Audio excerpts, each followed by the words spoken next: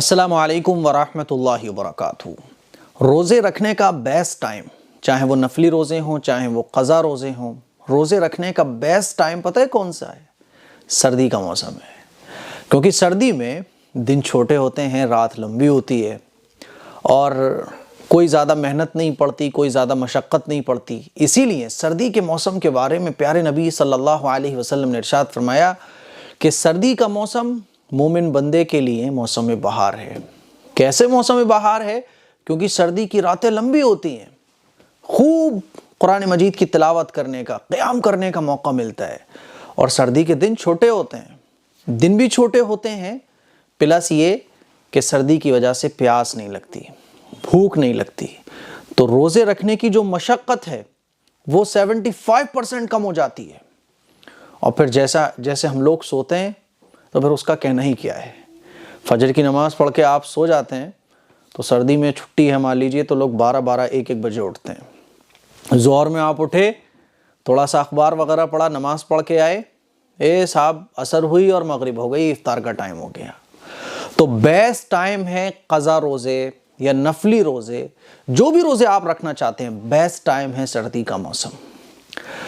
بہتر یہ ہے کہ اگر آپ کے کوئی قضا روزے ہیں پہلے سے، مان لیجئے رمضان میں آپ کے روزے چھوٹ گئے تھے یا آپ نے کئی رمضان کے روزے چھوڑ دیے، تو آپ قضا روزے سردیوں کے موسم میں آسانی کے ساتھ رکھ سکتے ہیں۔ آپ جاب کرنے والے ہیں تو سنڈے میں چھٹی ہوتی ہے، سنڈے میں رکھ لیں آپ، تو بیسٹ ٹائم ہے۔ اسی لیے میرے عزیز بھائیوں، میری بہنوں، روزے جو ہیں نا، رمضان کے روزے ہر مسلمان پر فرض ہیں۔ اب مان لیجئے رمضان میں کوئی ہمارے روزے مس ہو گئے تو قضا ہو جاتے ہیں وہ ہمارے اوپر، روزے معاف نہیں ہوتے توبہ سے۔ روزہ اگر چھوٹ جائے تو اس کی قضا کرنا ضروری ہے، اور اگر خدا نہ خواستہ ہم مر گئے اور اپنی قضا روزوں کو نہیں رکھ پائے تو آخرت میں ہم سے حساب ہوگا، پوچھ تاچھ ہوگی۔ پھر وہ اللہ کی مرضی ہے کہ اللہ ہمیں معاف کر دے، چاہے تو سزا دے۔ اسی لیے قضا روزوں کو رکھنے کی کوشش کریں۔ بیسٹ ٹائم ہے سردی کا، اللہ نے اگر دے رکھا ہے اپنے قضا روزوں کو رکھیے، اور اگر قضا روزے نہیں ہیں آپ کے ذمے تو نفلی روزے رکھیے۔ بیسٹ ٹائم ہے نفلی روزے رکھنے کا، اور روزہ جو ہے نا اللہ کو بہت پسند ہے۔ اللہ کے نبی صلی اللہ علیہ وسلم نے ارشاد فرمایا کہ ہر عبادت کا ثواب اللہ نے لکھ دیا ہے۔ نماز پڑھو گے اتنا ثواب ملے گا، صدقہ دو گے اتنا ثواب ملے گا، لیکن روزے کا ثواب اللہ نے نہیں لکھوایا فرشتوں سے۔ روزے کے بارے میں اللہ نے ارشاد فرمایا کہ روزہ میرے لیے ہے اور روزے کا ثواب میں خود دوں گا۔ آخرت میں اللہ روزے دار کو خود اس کا اجر دے گا۔